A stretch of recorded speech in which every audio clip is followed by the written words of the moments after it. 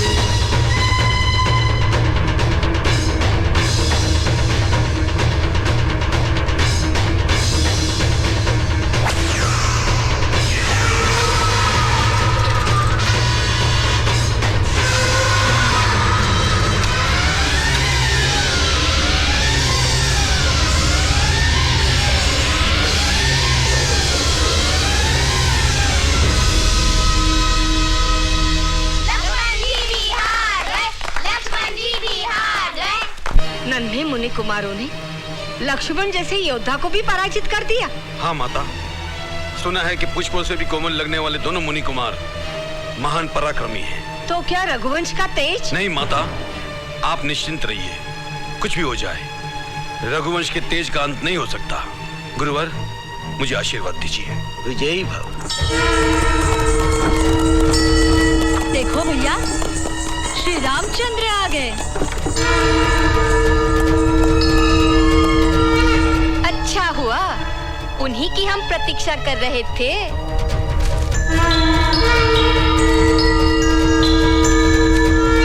मुनि कुमारों, उस दिन अयोध्या में राम कथा का गायन करते हुए तुम ही आए थे ना? केवल राम कथा नहीं, सीता राम की कथा कहिए।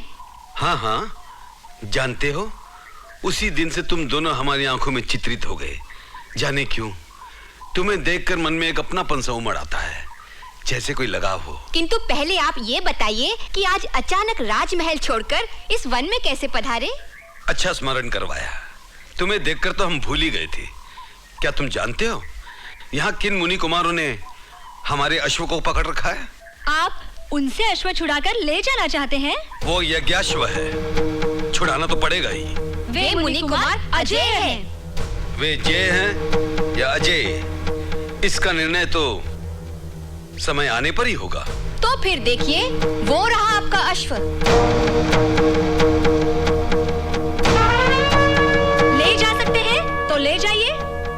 किंतु वे मुनि कुमार कहाँ हैं? यही है, आपके सामने। तुम? हाँ, किंतु आप चकित क्यों हो गए? इसलिए कि जिनका तुम गुणगान करते हो, उन्हीं के यज्ञाश्व को अपने अधीन करने की धृष्टता भी करते हो। हाँ, स्वयं आपने ही तो अश्व के माथे पर लिखवाया है कि ये अश्व कौशल्य नंदन श्री राम का है। इसे पकड़ने वाले को श्री राम के साथ युद्ध करना होगा। हम युद्ध करने के लिए तैयार हैं। यदि आप वीर हैं तो हम महावीर हैं। आपने ही नहीं, हमने भी वीर माता का दूध पिया है। तुम जैसे वीर पुत्रों को जन्म देने वाली वीर माता का शुभ नाम? उससे आपका क्या काम? आप यहाँ नाम गांव पूछने आए हैं या युद्ध करने? हम व्यर्थ की बातों में समय नष्ट नहीं करना चाहते। यदि आप अश्व चाहते हैं तो युद्ध कीजिए। मुनि कुमारों, तुम बार बार मेरी वीरता को ललकार रहे हो, किंतु जाने क्यों मेरा मन तुमसे युद्ध नहीं करना चाहता। क्यों? आपकी वीरता का अभिमान कपूर की तरह जल गया? नहीं बेटो, ऐसी बात मत करो। आप मर्यादा पुरुषोत्तम हैं, मर्यादा में रहकर बात कीजिए। क्या आप हमारे पिता हैं जो हमें बेटा कहकर संबोधित कर रहे हैं? राजा के लिए सारी प्रजा ही बेटों जैसी होती है पुत्रों। फिर पुत्र कहा? आपकी प्रजा अयोध्या में रहती है, इस तपोवन में नहीं। हम स्वेच्छा से वन में विचरने वाले जीव हैं। अपनी अज्ञानी और झूठी प्रजा से हमारी तुलना मत कीजिए। मेरी प्रजा के लिए ऐसे शब्द? जैसा राजा वैसी प्रजा। जिसको अग्निदेव ने पवित्र माना हो, ऐसी सीता माता की निंदा करने वालों को और क्या कहा जाए? और ऐसी निंदनीय प्रजा की बात मानने वाले ऐसे राजा को हम क्या माने? यदि आपको प्रजा की बात माननी ही थी तो उस देवी को, उस गर्भवती माता सीता को वन में छोड़ने का आपको क्या अधिकार था? छोड़ना ही था तो उन्हें उनके पिता के यहाँ क्यों नहीं भिजवा दिया? उफ, तुम बार बार अपनी बातों से मेरे हृदय को भेद रहे मुनि कुमारो। किंतु जाने क्यों मुझे तुम पर क्रोध नहीं आ रहा।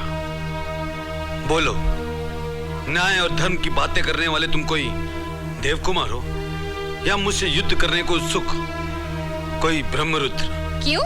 हमारी बातों से ही भयभीत हो उठे? हम केवल वनवासी मुनि कुमार है राजन, कोई और नहीं। ऐसी बात है तो सुनो, हम नारी बालक, वृद्ध और ब्राह्मण पर वार नहीं करते, इसीलिए सोच में पड़ गए। ओ सूर्यवंशी योद्धा, आप इतने आदर्शवादी हैं तो ताटका को क्यों मारा? वो नारी नहीं थी? हम तुम्हें अंतिम चेतावनी देते हैं, अश्व को छोड़ दो और हमारे सामने से चले जाओ। नहीं, हम ना अश्व छोड़ेंगे ना आपको। कहिए, आप हमसे युद्ध करेंगे या हमारी शरण में आना चाहेंगे? बालकों, तुमने मेरी सहन शक्ति की सीमा समाप्त कर दी। युद्ध के लिए तैयार हो जाओ। हम बहुत पहले से तैयार हैं।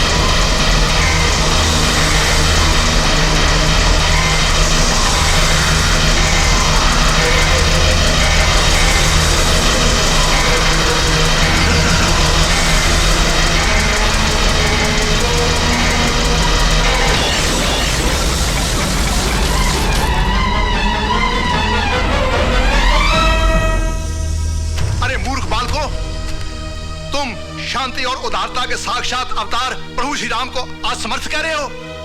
बिना कारण क्यों नष्ट होना चाहते हो? इनके चरणों में गिरकर क्षमा मांग लो। ये करुणा के सागर हैं, अवश्य क्षमा कर देंगे। और यदि लड़ना ही चाहते हो तो मुझसे लड़कर देखो। राम जैसे विश्व विजेता से लड़कर विजय मिले या पराजय, दोनों ही अवस्था में हमें कीर्ति मिलेगी। तुम जैसे वानर से लड़कर क्या मिलेगा? क्या कहा?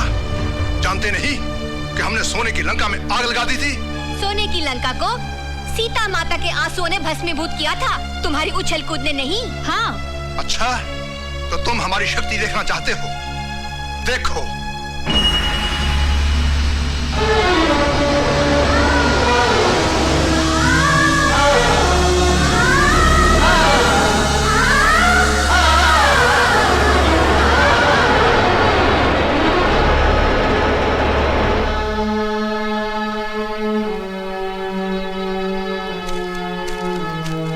मित्रों, घबराओ मत। इस विराट रूपधारी वानर को छकाने का एक ही मंत्र है। ये राम नाम के लट्टू हैं।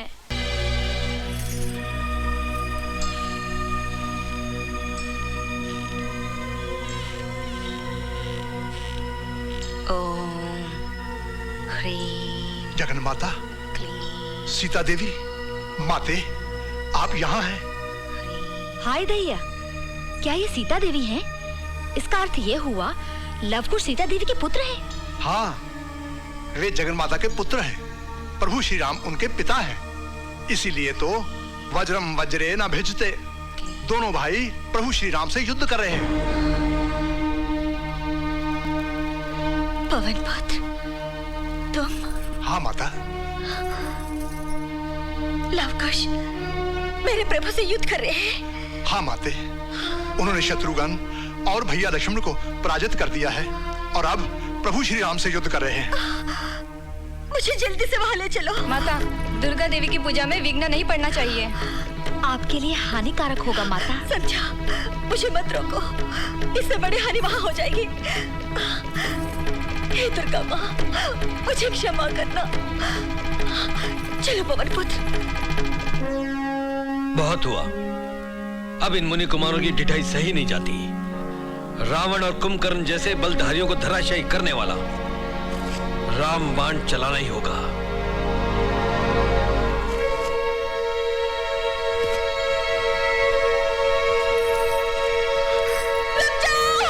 सीता, ये क्या आनंद कर डाला प्रभु श्री रामचंद्र के साथ? ये क्या किया है तुम लोगों ने? माँ, हमने कुछ नहीं किया। पहले उन्होंने हम पर आक्रमण किया। हमने तो अपनी रक्षा के लिए अस्त्र उठाया। माँ, तुम्हारे चरणों की सौगंध माँ। हाँ सीते, तुम्हारे पुत्र निर्दोष हैं। श्री राम तो तुम्हें देखकर निश्चेष्ट हो गए हैं। वे अर्धमूर्छित हैं। चिंता ना करो।